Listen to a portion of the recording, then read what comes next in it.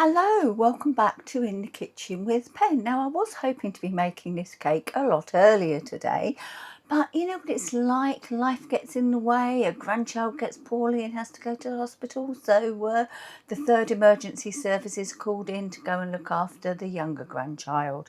But anyway, we're back now and we're going to make a cake. I have made it before, but I'm thinking with the newer camera, I can show you easier, better, quicker, what we are doing. And today's make is a Bara Brith, so which is a tea bread. You might know it as tea bread. What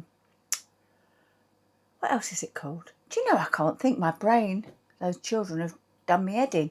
But anyway, it's a really simple cake to make, and the added bonus is it is dairy free.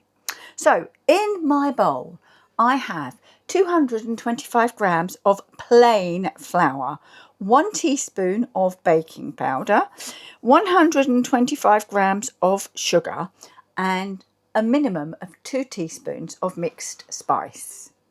The other ingredients, which I had to start overnight, were 375 grams of dried fruit, and I soaked it in 300 ml of cold black tea. And by soaking it in, I mean, you can see that everything has swelled up. I've got a mixture of raisins, cranberries and currants in there. So, oh, and an egg. We'll need an egg, but an egg isn't dairy. Okay, so that's very sticky. Let's get you moved and see what we're doing. Right, and all we're going to do is we're going to mix everything together so that the spice gets through everything and the sugar doesn't stay in clumps, because it is soft brown sugar. You can use light or dark, it doesn't matter, but soft brown sugar is what you need. So let's just get it mixed. There you go. Can you see those lumps? That's what I'm trying to get rid of, and those lumps are just where the sugar has a tendency to stick together. So if you just get the back of a spoon and just press it against the sides of your bowl, your clumped brown sugar soon becomes free, unclumped. Right, so that's it. I can smell the mixed spice in there. I am going to add a little bit more because Steve asked for this, and he does like his mixed spice. Mixed spice, cinnamon, he's just crazy for it. Ginger, don't even get me started. There. Right, so now I think that should be plenty of mixed spice, because as you can tell by the colour of it, there was already some in there. Right, and now what we're going to do, we're going to crack in our egg. You could beat it beforehand, but it's absolutely not essential. And then we're going to go in with some of these liquid that's remaining from our fruit. I'm going to try not to go in with it all straight away, because I may not need it, but then again I might. So let's do it in. Right, stir everything in. Let's go in fact, I'm going to use it all because this fruit has soaked up so much, which is wonderful. So this is going to be a beautiful bread. Now, as to the tea, you can use anything you want. You can use Darjeeling. You can use Lapsang Souchong. You can use good old Tetley's or Yorkshire tea. An Earl Grey would give a more delicate flavour, but you could use it. So all we're doing is we are just mixing everything in together.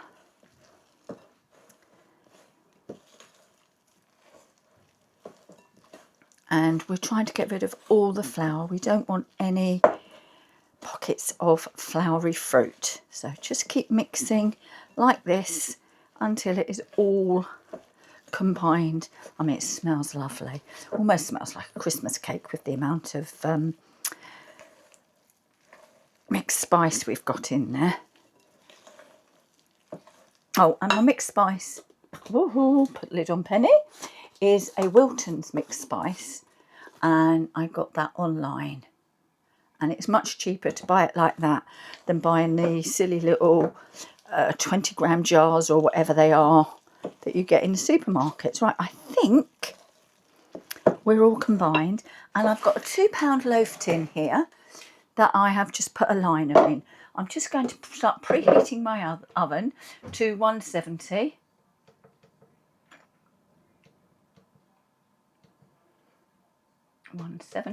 And it's going to take up to an hour.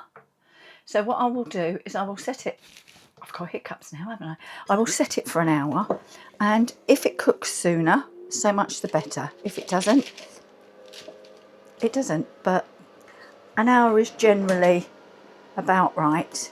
And all we're doing is we are just getting that into our tin, and it is quite a heavy, solid, proper cake mix, really, because this is what your Christmas cake mix would look like, wouldn't it? I just want to get the spoon and eat this, do you know that? I won't until I'm off camera.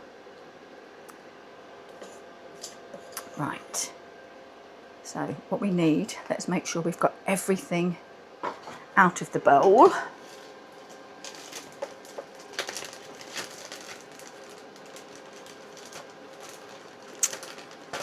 Get a scraper. Again, this was a pack of scrapers that I got online. Pennies, really. But a silicone spoon would do. Whatever you've got. Because we don't want to be leaving that cake mix in the bowl. So, there we are. What we're going to do, just move that to one side. We're just going to even it out just a little, make sure it's got into all the nooks. There we go, we're preheated, all the nooks and crannies. And as I always do, I'm going to now just, right, that's now going into my oven, as I say, at 170C for about an hour. Okay then, it's been about 50 minutes. It smells delicious. I do wish we had smell-o-vision. Let's take a look and we'll, sorry, you need to take a look, don't you? And we shall see if it is cooked. Now I've got a skewer, and as per, let me just get hold of this. We're going to go into the cake at an angle so that we cover more of the cake to make sure, I'm just going to put it down because it's getting a bit warm, to make sure that it is cooked. And as you can see, I hope, it's not quite cooked.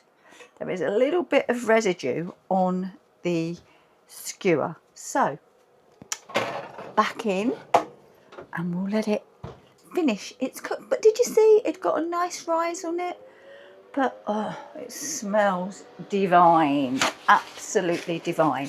So we'll be back in another 10 minutes and X amount of seconds to see that it's cooked.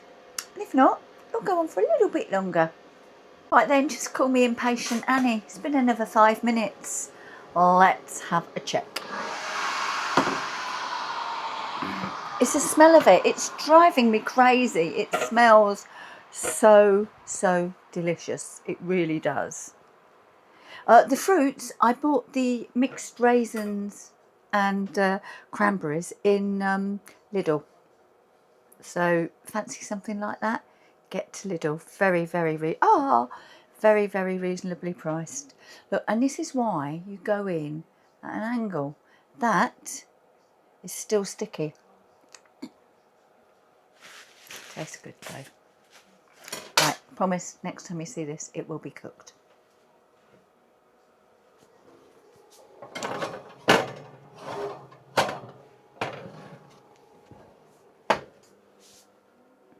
We are cooked.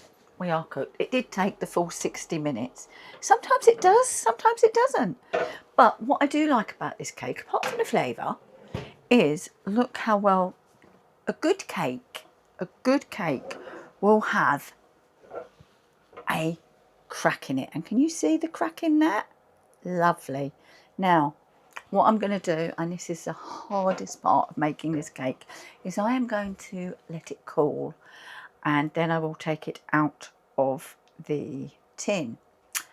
And then it is best, if you can, wrap it and leave it for a couple of days, and then you serve it slathered in butter. And I mean butter, I don't mean margarine, I don't mean anything, I don't mean a spreadable, I mean a proper butter. I will add some photos of this once it has cooled, cooked and been cooled and been cut to the end. But for now, thank you for watching this edition of In the Kitchen with Pen. I do hope you've enjoyed it. Next time you just want to make an easy bake, or you've got somebody dairy free coming, think Bara Brith. No dairy. Absolutely perfect. Thanks for watching, and I'll see you again very soon in the kitchen with Pen. Bye bye for now.